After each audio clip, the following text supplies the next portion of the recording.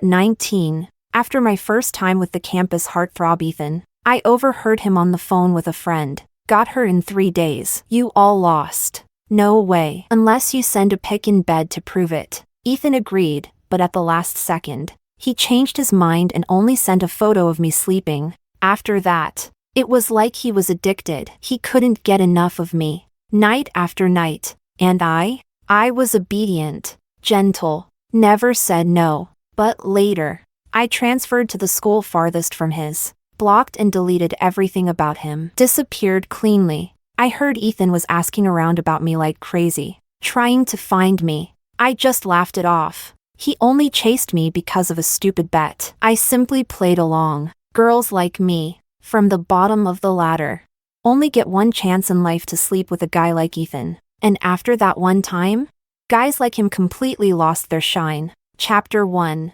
19-year-old boys are basically bottomless pits of energy. Even someone like Ethan, the arrogant, uptight third-gen elite, was no exception. It was the 7th day since we graduated and left campus, and only the 3rd day since he confessed to me. So really, we barely knew each other. The first time was rushed, but he bounced back quickly. The second round, he was confident, like he knew exactly what he was doing. My body to him was like a shiny new toy. Fascinating, addictive. He studied it obsessively, touched it like he couldn't stop. His clean-shaven jaw had started growing stubble again. When he kissed me, the rough hairs grazed my chest, itchy and painful. I couldn't help but bite him, but that only turned him on more. When we were done, he still clung to me, unsatisfied even with his pleasure. Amanda, he whispered, kissing my soft earlobe, trailing lower and lower. Shower together. Then one more round? Then, his voice softened a bit. But it was your first time. Can you handle it? I bit my swollen lips, closed my eyes shyly under his gaze, and nodded. Ethan scooped me up and carried me to the bathroom. An hour later, I lay there staring blankly at the ceiling, eyes unfocused. Who would have thought the cold, distant golden boy Ethan, whose family name showed up on financial news segments, was now pressing down on a low-born girl like me, kissing every inch of her body like she was a treasure? Chapter 2. Just before dawn lit the windows, Ethan finally stopped. He collapsed on top of me, his face buried in the curve of my neck. Amanda, did you like it? If you did, how about coming over every day?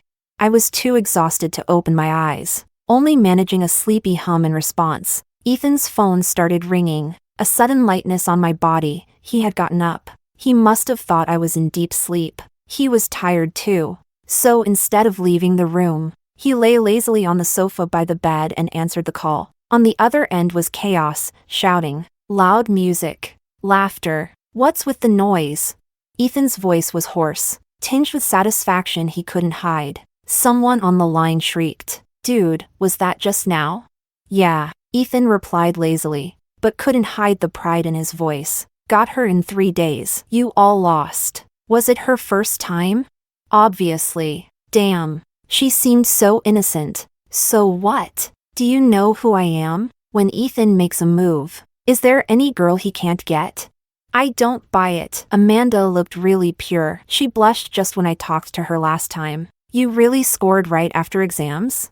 Believe it or not. Not unless you send proof. Remember the bet? You said you'd win with a bed pick. Ethan didn't hesitate. Wait for it. He got up and walked toward the bed with his phone in hand. Chapter 3. I was lying on my side, curled into a tight little ball. Almost instinctively, my shoulder-length hair, black as a raven's wing, clung to my thin face, damp with sweat. I had cried twice during the night. My eyelashes were still wet, long and thick, casting deep shadows over my porcelain white face. My lips were soft pink, but the skin was broken and swollen. I was sleeping deeply, my breath slow and steady, but from time to time, a faint whimper slipped through, grieved and involuntary. Ethan's hand, lifting the blanket, hesitated, like something unseen stopped him. And then, I felt him gently pull the blanket back up, tucking it around my neck. Only my face was left exposed. Then, he snapped a photo of me sleeping.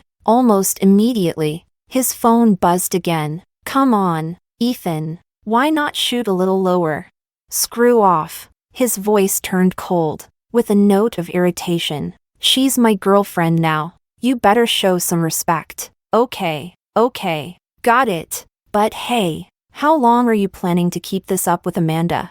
As long as it lasts, a week at most. I leave for Beijing soon anyway. Right. You're going back to Beijing soon. But what if she gets clingy and follows you there? Ethan laughed. Beijing's huge. Trying to find someone there is like looking for a needle in a haystack. True that. A poor girl like Amanda? You two don't even belong in the same world. Chapter 4. They weren't wrong. My mom went to jail for 2 years for accidentally injuring someone. Now she sells breakfast food at a street stall. My dad died a long time ago. Every holiday, I stood at the stall with her, flipping pancakes, boiling noodles, and collecting cash. I always smelled like fried batter. No matter how much I showered, I couldn't wash it off completely. When Ethan first got close to me, he asked, "What's that smell in your hair?" I helped my mom sell pancakes. Probably got smoked into it. I answered honestly, then nervously added, "Maybe you shouldn't stand so close. Don't want it sticking to your clothes." "No big deal." He smiled, completely unfazed. "Your mom must be pretty good at it. Can you bring me one tomorrow?" "I'll pay. I don't take free food." He pulled out a pink banknote and handed it to me. No room for refusal. I tried not to take it, but he insisted. The next day, I brought 10 pancakes. Ethan's was the deluxe one, loaded with meat and toppings. The rest were for his friends, but none of them touched theirs. Only Ethan took a bite, though his first bite came with a frown. After I went into class, I saw he had thrown more than half of it in the trash. He never asked for pancakes again. Instead, he gave me fancy shower gels and shampoos, brands I didn't even recognize. I secretly looked them up. They were ridiculously expensive. Before coming to see him tonight, I used what he gave me. My whole body smelled nice, no weird food scent anymore. When Ethan held me, he looked satisfied. No more wrinkled nose. Chapter 5. I was woken up by Ethan's kiss. As soon as I opened my eyes, he rolled me over. "Amanda." He leaned over me, his firm, burning chest pressed against my thin back. He kissed my ear, his breath growing heavier. "Don't go home today, okay?" I bit my lip. My answer came out awkwardly, through clenched teeth. "I can't. I have to help my mom at the stall. You're my girlfriend. I can't bear to see you suffer. Besides, this is just pocket money for you." Ethan's movements grew more intense, but his voice got softer, coaxing. "From now on, I'll give you money. Lots and lots of money. Spend all your breaks with me, okay?" I shook my head, refusing. I even pushed him away on purpose. My eyes, tinged red, brimmed with tears. "I really like you, Ethan. I don't want your money." The moment I said that last word, my tears fell right on cue. The look Ethan gave me then, it actually looked like he felt a little sorry. But I knew better. When a man's in bed, he'd swear he'd give you his whole heart. Especially when you're his first time. Especially when he's playing a game and feeling guilty. I know. You're not that kind of girl. If you were, you wouldn't have turned down all those other guys. You wouldn't have returned the expensive gifts they gave you. I lowered my lashes, crying silently. Ethan wasn't a patient man, but still, he pulled me into his arms and comforted me. Okay, don't cry. I give you money because I care about my girlfriend. Nothing else. I want to be good, baby. I didn't say anything. I just reached out and gently wrapped my arms around his waist. Ethan. I want to. That day, when I got home, Ethan transferred me 100,000 yuan. The note read, "Voluntary gift," lying on my creaky iron bed. I stared at those zeros, counting them again and again. No one in my family had ever seen that much money, but it still wasn't enough. The person my mom injured is still paralyzed at home. Every month, their family shows up at our door demanding medical bills and compensation, like a bottomless pit. But now, I felt like I saw a flicker of hope. I thought, if I behaved better, Ethan would stay with me longer. I could enjoy being with him, and get even more money. Then I could go to the school I really wanted. pay off the debt, and leave this place with my mom forever. Chapter 6. Since we were already on summer break after graduation, no one in our old class circle knew I was dating Ethan, and I made sure never to approach him in public. But wherever he showed up, he always drew a crowd of girls. I would quietly stay far away. Sometimes, when he came back to school to play basketball, the girls would scream themselves hoarse, fighting to bring him water or towels. But I, trying to avoid suspicion, didn't look at him once. As I was leaving, Ethan suddenly passed by me. "Amanda, your man's about to be eaten alive by those girls. Aren't you even jealous?" He looked down at me, arrogant and smug.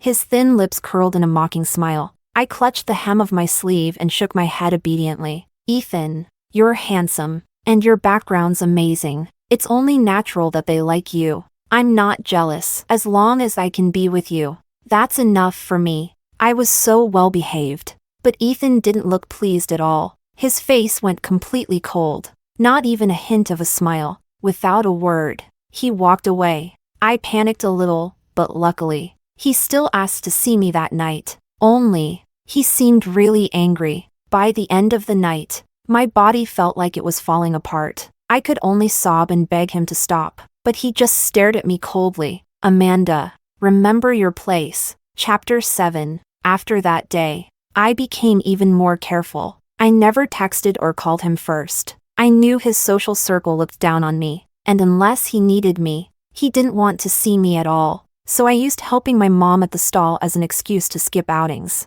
In public, he never even looked at me. Sometimes, he even flirted with other girls, but in his private apartment, he would kiss me from head to toe, and I had to admit Ethan was getting better and better in bed. For me, the stress of waiting for exam results, the pressure of debt, all of it would vanish in those moments of indulgence. Gradually, it felt like I was even more addicted than Ethan, and he seemed obsessed with me, too. I thought our relationship would at least last until we started college, but after 1 month, Ethan suddenly said he wanted to break up. Before I could even respond, he blocked me. When I saw the message on WeChat, I froze. My first instinct was to check my bank balance. There was still 400,000 yuan.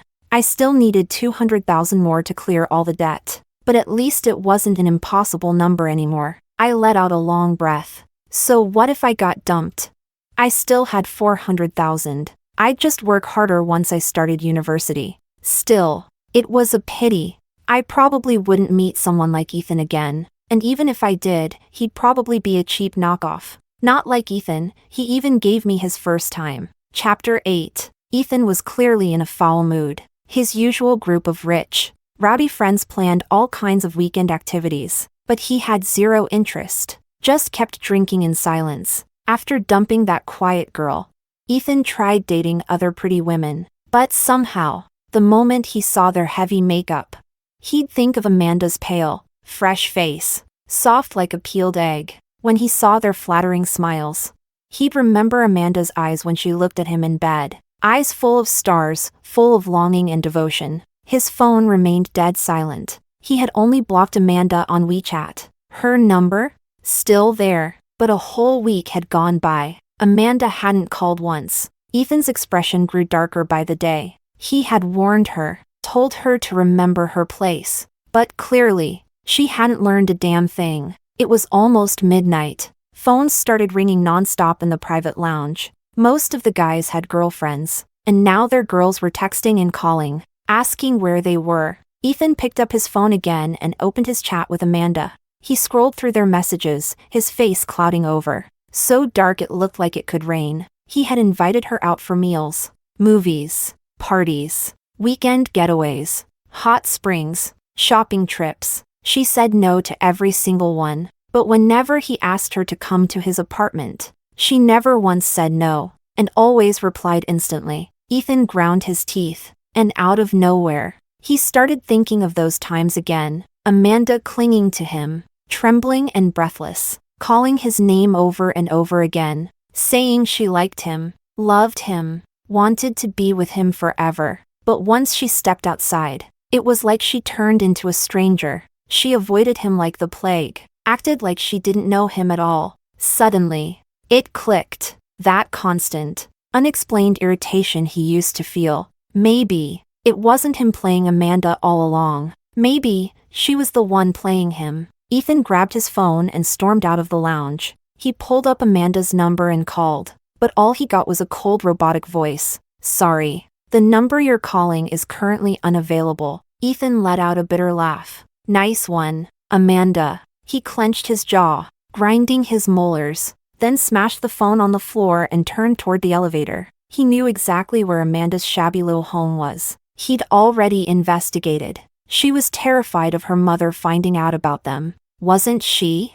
Well, tonight, he was going to her house, and on her bed, he was going to make her pay. Chapter 9. It was a late spring night, and the rented room was already stuffy. Unable to sleep, I got up to wipe myself down again. Just as I returned to my room, a sudden thud hit the window. Someone had thrown a pebble. I instinctively sat up and grabbed the utility knife I kept under my pillow. I didn't dare turn on the light. Silently, I tiptoed to the window. I opened a small slit in the curtain and peeked outside. The dim streetlight cast a yellow glow over the narrow, cracked alleyway. And there, standing under the light, was Ethan, a place someone like him would never set foot in. His tall, lean figure was shrouded in shadow. His handsome face was hazy in the half-light. I clutched the rough curtain fabric, and a strange ache crept into my chest. Ethan bent down, picked up another pebble, and aimed at the window again. I suddenly yanked the curtain open and pushed the window wide. Ethan paused mid-motion when he saw me. Then, he abruptly turned and walked away. I didn't think twice, threw on a jacket and rushed out the door. From the room next door came my mother's tired snores. She'd worked all day. I gently pushed open the squeaky iron gate and ran downstairs. Ethan hadn't gone far. He was standing by the road, smoking alone, hearing footsteps. He glanced back, then immediately stubbed out his cigarette and walked ahead. I bit my lip. A ridiculous, almost laughable thought suddenly crossed my mind. Was Ethan sulking? He was the one who dumped me, and now he was out here, in the middle of the night, acting like a crazy person. My heart began to race. If that was the case, then things might be shifting in my favor. Maybe, just maybe, I could finally use Ethan to solve that huge problem at home. After all, that family had been trying to force me to marry their paralyzed son to repay the debt, to take care of him for life and give him an heir. But just moments later, I forced myself to calm down. Amanda, don't be stupid. Don't forget why you started all this. I took a deep breath, then quickened my steps. At the dark mouth of the alley, I caught up with Ethan, and without hesitation, wrapped my arms tightly around his waist from behind. I didn't say a word, not one. I just let my hot tears fall, one by one, onto his back. At first, Ethan tried to push me off. His body was tense, muscles tight with resistance. But when he felt my tears soaking through his shirt, his attitude began to shift. "What are you crying for?" He turned around and grabbed my chin, forcing me to look up, but I only bit my lip and kept my head down, tears falling nonstop. "You've got the nerve to cry?" Ethan roughly wiped my face. "You blocked my number without a word. Aren't you tough, Amanda?" Chapter 10. Only then did I slowly lift my tear-soaked lashes. Eyes wide open, I stared at him without blinking, letting him clearly see the tears brimming in my eyes. "Ethan," my voice was soft, hoarse. "I thought you didn't want me anymore. Do you know what these past few days were like for me? I thought of you every night, cried thinking of you. I couldn't sleep at all. Then why did you block my number?" Ethan frowned slightly, but his tone softened. "You're the one who said you wanted to break up. You blocked me on WeChat. I thought you were tired of me, that you didn't want me bothering you. I was so sad, Ethan, but I didn't want you to hate me even more, so I made myself stay away." Ethan let out a bitter laugh, like he was half angry, half amused. "You really like me that much?" "Yes." "How much?" "Because I'm not seeing it. So much. So much. The kind where I don't even know how to live without you. Why would you like someone like me? I liked you secretly from the first time I saw you. Later, when I was helping my mom at the stall and those thugs came, you happened to pass by, and you helped me." I looked at Ethan, eyes glistening from crying. still shining as they gazed at him. He clearly wavered a little. They were eyes made for loving someone. And after meeting Ethan, I had practiced that look hundreds of times. You're my first. Ethan. I gently held his hand, timid, yet bold, gripping it tighter, then slowly pressed it against my chest. In this lifetime, I've chosen you. Don't leave me, okay? I looked up at him with eyes full of burning, overwhelming love. Love like that, even someone as untouchable as Ethan didn't see it often. Amanda, I didn't leave you. These past few days without seeing you. I missed you. I knew full well that missing me wasn't the whole truth. It was mostly just desire. But to me, it didn't matter, because during all those sleepless nights, I was thinking of him, too, of that blissful exhaustion after pleasure. The way I fell asleep in seconds. He worked better than the most expensive sleeping pills or antidepressants. Chapter 11. Ethan insisted on coming back to my rental room with me. I couldn't turn him down, so I brought him home. On the way, I gave him a few warnings. The place is pretty run down, and there's no air conditioning, no private bathroom, either. You've never stayed in a place like this. You won't be used to it. Stop talking. If you can live here, I can too. But when we got upstairs and I pushed open the worn-out wooden door, there was clearly a flicker of distaste in Ethan's eyes. Still, he was oddly curious about everything in my tiny room. He looked around for quite a while before pulling me to the bed. What are you wearing underneath? He eyed my faded cotton floral pajamas with interest. Even our housekeeper doesn't dress like this. He said that, but his hands didn't stop moving. Though, it's kind of refreshing, like a cute little country girl. He pulled me into his lap and kissed me. My mom's in the next room. I gently pushed him away. Maybe you should go home. Ethan, go home? I haven't seen you in over a week and now you want me to leave? He lowered his head again. I slowly raised my arms and wrapped them around him. Then be gentle. You're the one who needs to be quiet. If your mom wakes up, I'll get a beating. I pinched him. Shut up. My bed was small and creaky. It wasn't long before Ethan got annoyed at the lack of space. He scooped me up and pressed me against the wall. Sweat dripped from his forehead as he held my waist tightly. It felt like fireworks exploded behind my eyes. Something about tonight felt completely different from all the other times. Ethan. I can't. I'm going to die. But Ethan's eyes were burning with lust. Amanda, did you put some kind of spell on me? Why else would I think about you every damn day? I weakly pushed at his chest. You should go. It's really late. Day after tomorrow's the basketball game. Don't forget to bring me water. You do know how to be a girlfriend, right?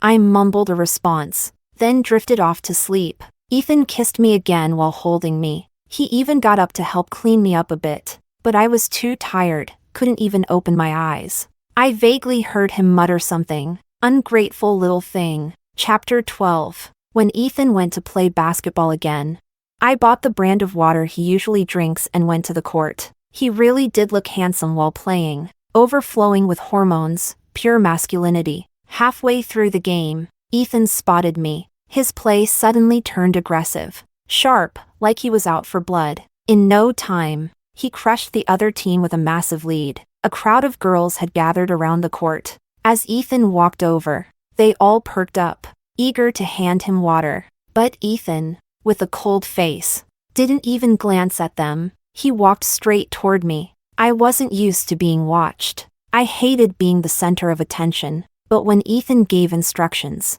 I had to obey. After all, the day he left my house, he transferred me another 200,000 yuan. I was afraid, what if he suddenly snapped and wanted it back?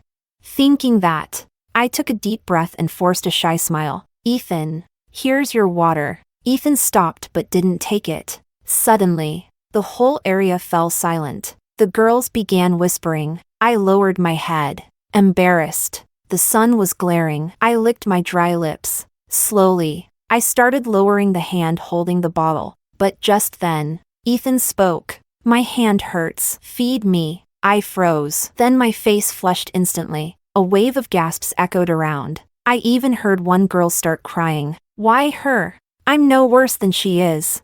Ethan spoke again. You deaf?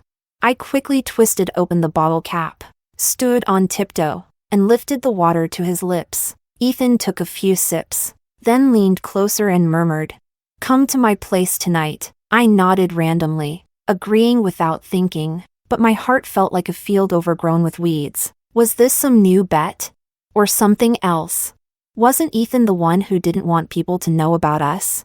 All afternoon, I was uneasy. While stepping outside for air, I saw Ethan. He was heading to the rooftop with a few of his friends. "Ethan, you really planning to go public with Amanda?" I froze in place, then quietly turned back and followed them, step by step. Chapter 13. A few of them were smoking on the rooftop. This was their territory, no one else dared to come up. So they spoke without restraint. "What are you thinking? Wasn't this just a game? Don't catch feelings now. Yeah, that fiancé of yours back in Beijing isn't someone to mess with. If she finds out and tells your grandfather, you'll be in for it again." Ethan leaned against the railing, a cigarette hanging from his lips. He looked indifferent, even mocking. "Who the hell is she to me? If my grandma didn't like her, would she even dare boss me around? Still, seems like Amanda's different for you. You didn't actually fall for her while sleeping with her, did you?"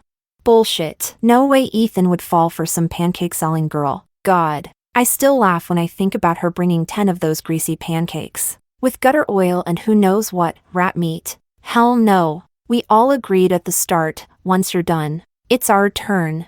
How long are you planning to keep her to yourself?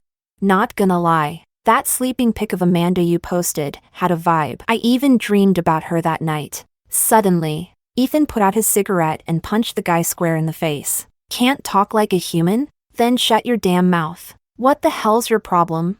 The guy stood up, pissed. They were all rich kids, used to respect, not punches. What did I say that was wrong? Or wait, did our golden boy really fall for the village girl? If you like her, just say so. We're not short on women, we won't fight over her. You're hitting your own bros over her? What is it, Ethan? She got you that good in bed? You really letting her lead you by the balls? Fine, then own up. Admit you lost the bet. Ethan clenched his fists, face pale with rage. Who said I lost? She's just a village girl. He laughed bitterly. You want her? Take her. I'm not letting that punch go to waste. Tonight, don't even think about touching her. She's mine. I'd always thought I was a tough-minded person. Back in middle school, when that bastard tried to break in at night and attack me, my mom caught him and beat him half to death. She went to jail for 2 years. And during those years, I never dared sleep deeply. There was always a knife under my pillow. I never trusted any man. I never feared them either. Not even Ethan. From the very start, when he began investigating me and getting close, I had my guard up. When I found out it was all a bet, I didn't even feel hurt, because I had ugly intentions too. But right now, hearing it with my own ears, what Ethan said still caught me off guard, like someone had torn my chest wide open. It didn't even hurt. It was just so damn ironic. I turned around and quietly went back downstairs. That night, when Ethan took me out, I acted just the same, as if I knew nothing at all. Chapter 14. You're having dinner with us tonight. No more excuses. Ethan didn't give me a chance to say no and brought me straight into a private room. When I sat down, I glanced at the guy named Pablo. His left cheek was still bruised, and his gaze openly raked over me. I pretended not to notice and obediently moved to sit next to Ethan. Sit next to Pablo. I froze, surprised, and looked at Ethan. Ethan? Had a bit of a misunderstanding with him. He got hurt. Go sit with him. Apologize for me. I stared at Ethan for a few seconds, then quietly got up and walked over to Pablo. He started ordering me around like he had a point to prove. Then he poured a glass of liquor. Ethan's on medication today, can't drink. You're his girlfriend. You drink for him, and we'll call it even. I looked at the glass, knowing full well it might be spiked, but I didn't hesitate. I picked it up and drank it all. I couldn't handle alcohol. The burn hit hard and I coughed uncontrollably. Ethan watched me, brows furrowed, but he didn't stop me. I went to the bathroom, staring at myself in the mirror. I began to feel off. Pablo followed me in, grabbed my wrist. Didn't Ethan tell you? He gave you to me. That's not possible. Ethan would never. Wouldn't he? The stuff in your drink? He gave it to me, said you might not behave. What? Thought getting into Ethan's bed made you royalty? Pablo yanked me hard, dragging me into a side room. I struggled with everything I had, but the drug had already kicked in. My body was limp like a noodle, no strength at all. I collapsed as soon as we entered. Couldn't even crawl. Pablo was already tearing off his clothes. Through the burning, unbearable sensation all over my body, I managed to tremble my fingers into my school uniform pocket and pulled out a box cutter. As Pablo reached for my clothes, I slashed at him, but my strength was gone. The wound was shallow, useless. Pablo grew furious. He grabbed my hair in a rage. Oh, Ethan gets to sleep with you, and you're all sweet and willing? But I touch you and suddenly you're a saint? The reminder of the slap he took seemed to make him even angrier. He struck me across the face. Then, yanking my hair, slammed me against the back of the door. My blouse tore open. I bit my lip until it bled. With one fleeting moment of clarity, I screamed with all my strength. Ethan! Ethan! Help me!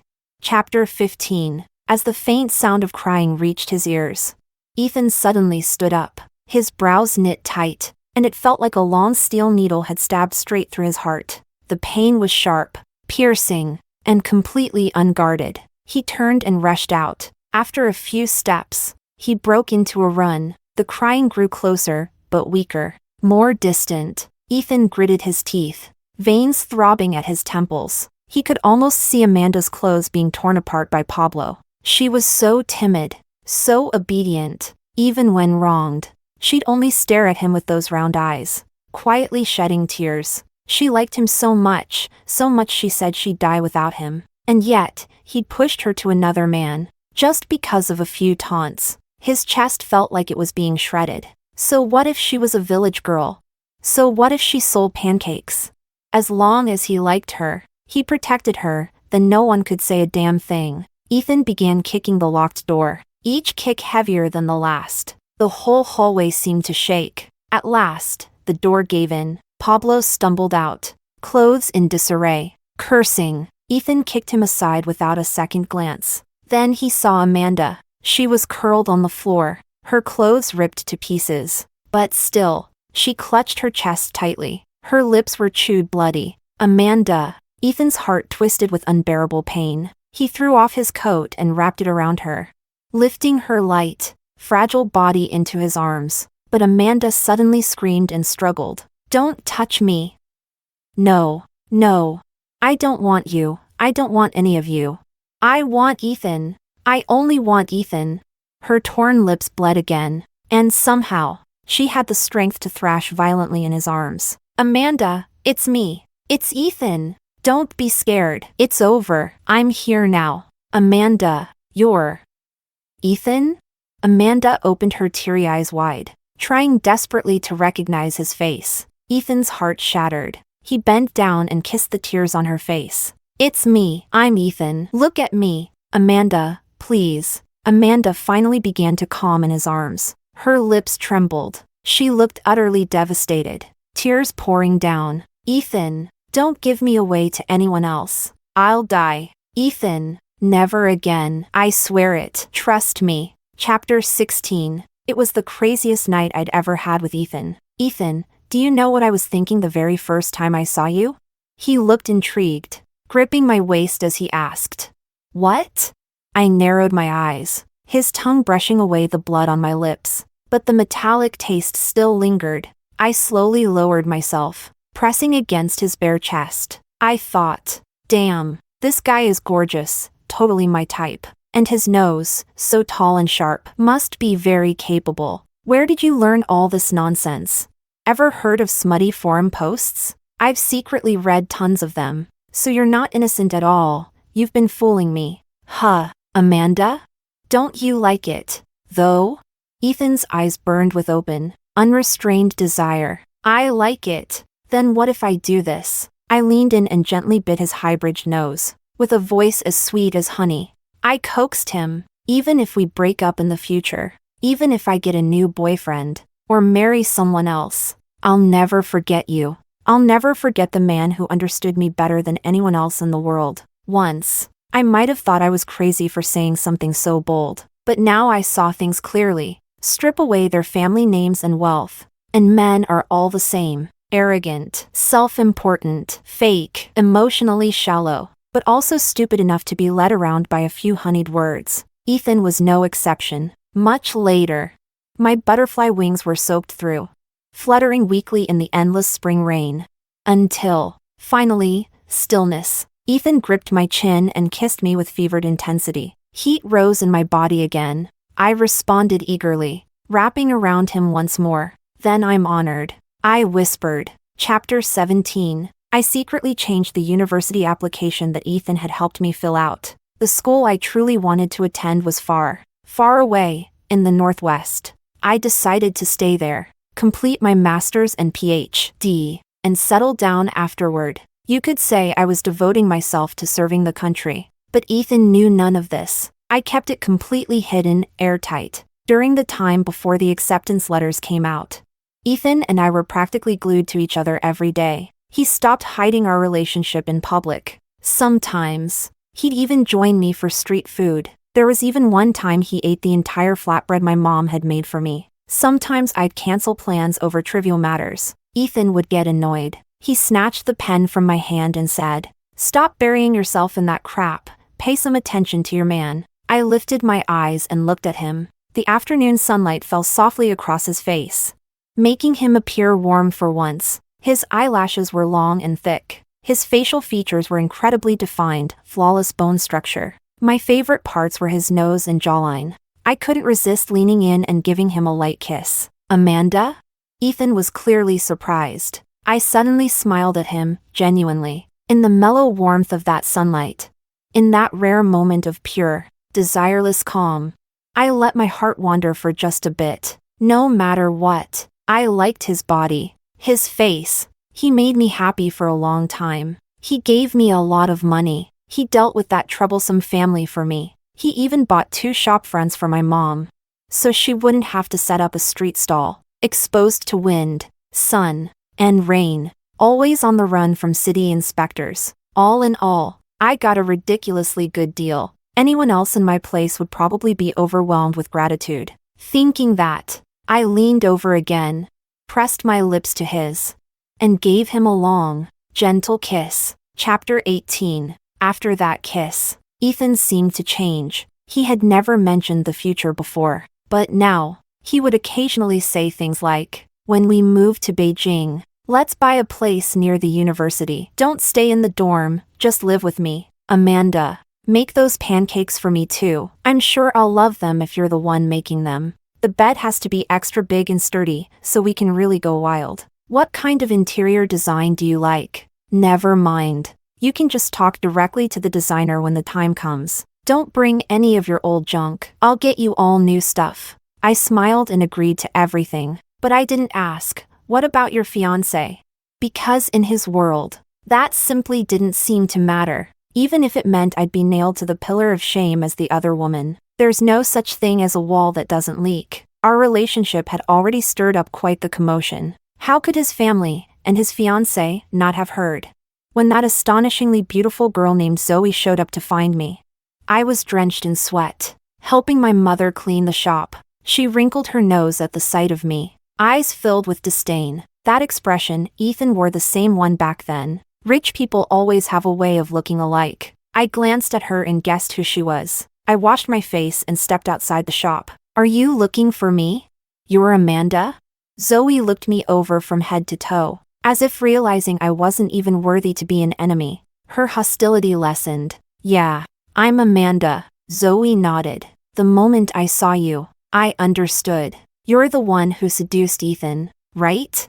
Girls like you, low-class girls, love dreaming of becoming a Cinderella. Just be careful you don't end up with nothing in the end. If you have something to say, just say it. Stay away from Ethan. This is just a warning. If I find out you're still clinging to him." Zoe casually flexed her wrist. That's when I noticed this delicate-looking heiress was holding a black leather riding whip. She smiled viciously. "I'll personally use this whip to ruin your pretty face." After speaking, She pointed at my mom's shop and told her people, "Smash it, whatever it costs. Pay them." Then she got into her car and left in a cloud of dust. As the store was being trashed, my mom trembled uncontrollably, but I held her hand tightly. I didn't let her intervene. Let it get smashed. I'd planned to sell off everything anyway, including the store Ethan gave me, but my mom had been reluctant to let go of her livelihood, so I'd let her keep it for a while. Now, at least, she could finally rest for a while, take care of her health. Chapter 19. Ethan quickly found out that Zoe had come to cause me trouble. He called me out. "Don't worry about her. I already told her to get lost." Ethan held my wrist and looked at it carefully. "She didn't hit you, did she?" "No, just trashed the store, but she paid for it 3 times the amount." "You're such an idiot." Ethan looked at me, full of frustration. "Why didn't you come to me when something happened? With your doormat personality, you're just the type to get bullied wherever you go. Bringing you to Beijing with me really was the right call. Otherwise, someone would have sold you and you'd still help them count the money." He scolded me fiercely for a while, then transferred me some money. "Ethan, are you going to marry her?" I suddenly asked. Ethan clearly froze for a moment. Then, as if he didn't care, he chuckled. "What? Jealous? Want to marry me?" There was unmistakable joy in his eyes. He seemed suddenly delighted by the thought. I didn't respond. Ethan thought I was upset and started coaxing me. "Relax. No matter who I marry, it won't affect you. It's not like I'm tossing you aside. Why the pout?" "Ethan, my mom once said, if I ever became someone's mistress, she'd break my legs." I looked at him and said that seriously. Ethan laughed. "What nonsense. You're my girlfriend, not a mistress." I didn't say anything more. People like him will never understand. We were never from the same world, and everything was about to end. I looked at Ethan and let out a soft sigh in my heart. Ethan thought he was the one who shaped me, always saying how I was the best match, how being with me felt perfect. But wasn't he also shaped by me, slowly boiled in warm water, molded to my liking? Chapter 20. On the last night. We tangled together for a long time. Later, Ethan fell asleep, but I couldn't. He's a dominant man, macho, possessive. Every night when we slept, he liked to wrap his arms and legs all around me. I tried to move his arm from around my waist, but even in his sleep, he sensed it and held me tighter. Asleep, Ethan had none of the traits I disliked. I quietly looked at him for a very long time. If this were a novel, maybe I'd go to Beijing with Ethan, and we'd break up, make up, suffer beautifully, love deeply, and maybe, in the end, we'd get our happy ending. But this is real life, a harsh world. There are no what-ifs. We began with a ridiculous bet, but in the end, I realized I never really hated him. "Ethan, this is goodbye, but I wish you peace and health forever." Chapter 21. Late at night on the train. Mom had already fallen asleep. I stared at the mountains and fields flashing past outside the window, and let out a long, heavy sigh. I'd gotten a new phone, a new number. No one knew. Everything back home that could be sold was sold. I took only one thing with me, Dad's photo. From now on, I had no ties left. But when the train left the city behind, roaring toward the unknown, I lay on the narrow bunk bed, and suddenly felt a dampness on my cheek. I quickly wiped it away. Birds of the mountain and fish of the sea walk different paths. From now on, the waters and peaks shall never meet again. Chapter 22. Amanda disappeared. When the university admission results came out, he called her immediately, but her phone didn't go through. He tried messaging her on WeChat, only to find he was blocked. Amanda didn't enroll at his university. He didn't even know where she had applied. He went to her home, but the neighbors said they had moved out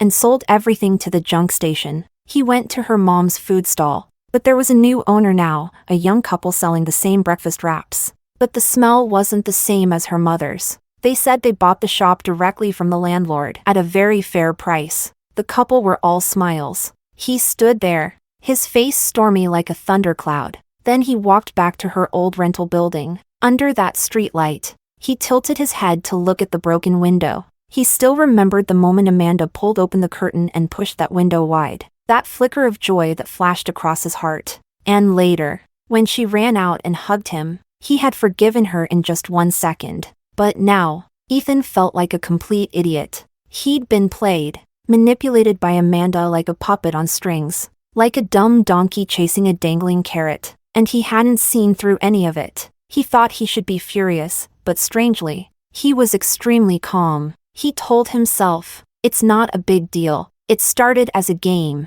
a stupid bet. He didn't lose anything. He was her first for everything. She would never forget him, not even in death. And a girl like her, so ordinary, was just a speck in the grand mosaic of his brilliant life. It wasn't a big deal. He returned to Beijing, back to the nightlife and neon haze. He'd forget her soon enough.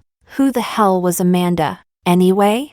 Ethan let out a cold laugh. But when he got back to his apartment, it was empty. Amanda's hair tie was still on his nightstand, and there was still a long black strand of her hair on his pillow. She was long gone.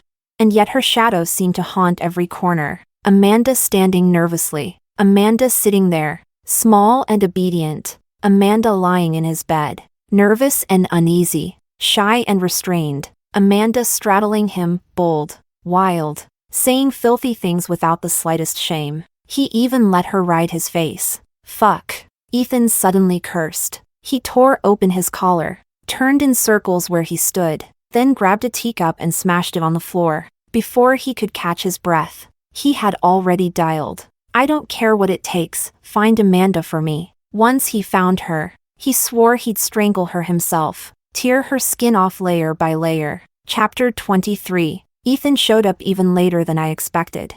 I'd heard earlier that he was going crazy trying to find me, and that I should be careful. I just laughed it off. Ethan and I, honestly, we're even now. Well, if we're being strict. He probably got the short end of the stick. But money? That's the one thing Ethan has in excess. I gave him emotional value.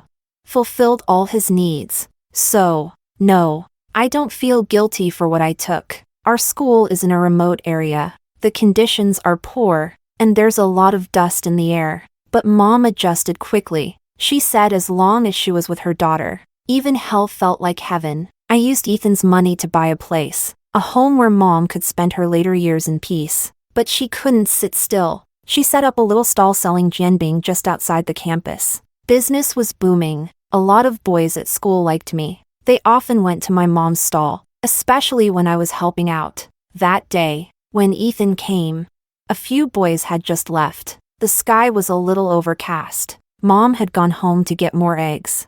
So I was at the stall making jianbing when Ethan walked up. I didn't even look up. Hi. 1 jianbing, 10 yuan. But the person in front of me didn't respond. I instinctively looked up and saw Ethan. He looked thinner, covered in dust and grime, but still handsome. I paused for a moment. Ethan? Chapter 24. I treated him to a meal. It was fairly expensive, though of course. I still used his money. Halfway through dinner, he finally spoke for the first time. I called off the engagement. To be honest, I was surprised, but only for a moment. Someone like him, born into a prestigious third-generation family, could never marry someone like me, whose mother had been to prison. And I've always been self-aware. I never dreamed of marrying into wealth. In fact, I never planned on marrying at all. You'll find someone better. Amanda, don't you have anything to say to me? I shook my head. There was no point in saying more. Silence was better. Ethan gave a bitter laugh. Only now do I realize I never really knew you. Not even a little. Did you ever like me? Was there ever a shred of sincerity? All those words, saying you loved me, couldn't live without me, were they all lies? It felt like Ethan had been possessed. Those lines were too cheesy, not like him at all, but he really said them. I thought for a moment, then answered, of course I liked you. What teenage girl doesn't like a handsome guy? And yes, I was sincere at one point. Actually, before he gave me to Pablo, I did give him a bit of my heart. But what happened with Pablo woke me up completely. Love you. Can't live without you. Yeah, that was a lie. I'm sorry, Ethan. I looked at him calmly, but with honesty. If you hate me, or want revenge, I can accept that. I'm not that petty. Ethan interrupted. Besides, I've thought about it for a long time. I was the one who was wrong from the start. I approached you as part of a bet with my friends. I made you a wager, and I should have known how it'd end, because gamblers always meet the same fate, total loss. For a moment, I actually felt a bit of comfort. Maybe I wasn't wrong about him after all. Yes, Ethan had all the spoiled arrogance of a rich boy, sometimes truly insufferable, but his core wasn't completely rotten, still salvageable, just. I never wanted to be some saint who saves men. Then why did you come find me? He took a deep breath, like it took all his courage. I just wanted to ask, can we get back together? Or, can I pursue you again? Ethan, I smiled gently at him. I'm doing very well now. If you still have even a little bit of affection for me, please don't disturb my peace, okay? I've always believed in cutting ties cleanly, because dragging things out only leads to chaos. I won't let myself get lost in romantic feelings again. In the end, it's always the woman who gets hurt more. Though I did have some feelings for Ethan, and for a long time, I missed the intimacy we shared. But still, I don't want to be bound to any man, even if he felt a little special to me. That was all it ever was. I stood up. The wind and sand are heavy here. It's dry, and water is scarce. You'd better get back to Beijing soon. Amanda. Ethan stood up too. He followed me out of the restaurant, but I had already stepped down the stairs. I raised my hand and flagged down a cab. Ethan stopped. He didn't chase me again. As I got into the car, I still looked back at him. He was standing in front of a cheap, brightly colored light box ad. Just like the night he stood under the yellow streetlight outside my building, just as out of place. I knew then, Ethan and I would probably never see each other again.